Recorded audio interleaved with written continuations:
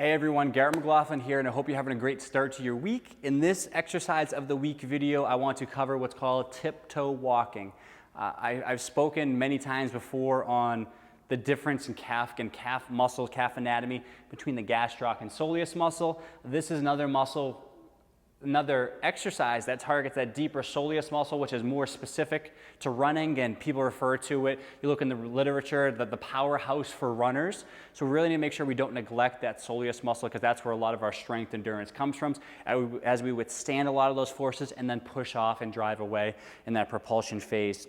Tiptoe walking is super simple. We can start getting body weight and progress to some really heavy dumbbells that work on strengthening but also stabilizing the entire system. So just to show you what tiptoe walking is, and exactly as it sounds, right? You think of it as a kid where you're sneaking around late at night trying to either sneak out of the house, not me, maybe you guys, or trying to grab some food late at night without anyone knowing. But tiptoe walking is, if we get into this position, I'm just elevating my heels, I'm bending my knees. It's like I'm sneaking through the kitchen. I'm trying to be very quiet as I go through the kitchen. A lot of people look at this exercise like, that's crazy, you know? I mean, tiptoe walking, you don't really see that a lot of times in traditional strength training programs, but it's super important to work on that stability and that strength in that deeper soleus muscle. So all I would do is get into that position, good posture, core engaged, heels elevate. Again, not super high, just elevated enough into that mid-range, and I'm just slowly transferring from one leg to the next. So obviously, as I do this with no weight,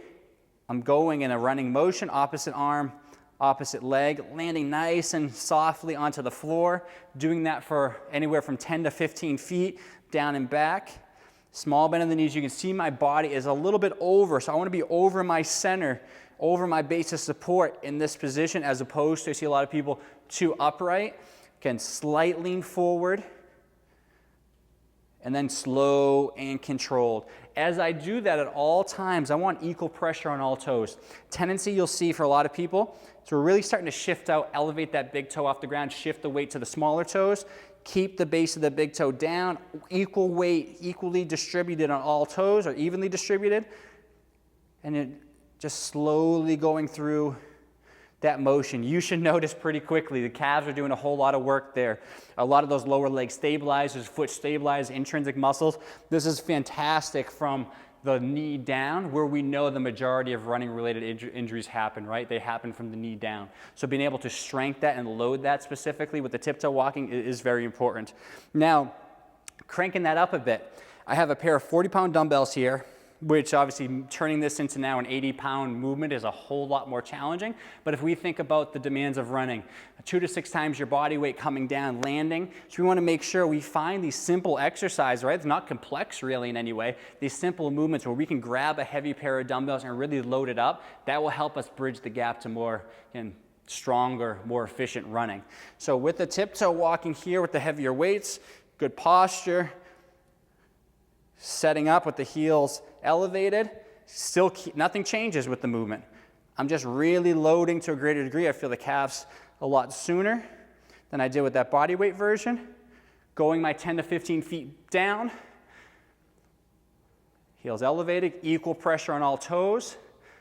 Slowly, you can see with this heavier weight, this is going to provide that sway to sway, side to side, sway side to side, sorry, as I go through here. So makes it a lot harder, increases the demand on that soleus, calf, and foot.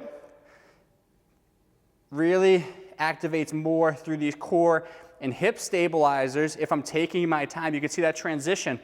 Slow, controlled transition from one side to the next. I'd rather you go slower and really emphasize that transition from one leg to the next, because that's requiring not just the calf, right? We're not just strengthening an individual muscle. We're requiring that entire foot, lower leg, hip, the entire complex here, the entire system, to have to work together to promote a nice, stable position at all times. If you're someone that has poor stability, you're going to see as you transition, you're kind of all over the place, so it gives you time to correct, to be in the best position possible. So that is tiptoe walking. I usually recommend on this, start light, build up in resistance to as heavy as you can hold, heavy as you can stabilize properly, doing this with good form, doing probably 2 to 3 sets of somewhere between 10 to 20 feet down and back. What I see a lot of times is With women specifically, we get to the point where we're starting to lose strength in the forearms. So that's how heavy we want to go with the dumbbells, to the point where I need to drop those dumbbells because my forearms, my hands are getting tired. Men can go up a little bit heavier just due to grip strength. So try to load to those upper ends because this is so valuable to really strengthen that gastroc, strengthen that soleus, all those intrinsic muscles of the foot.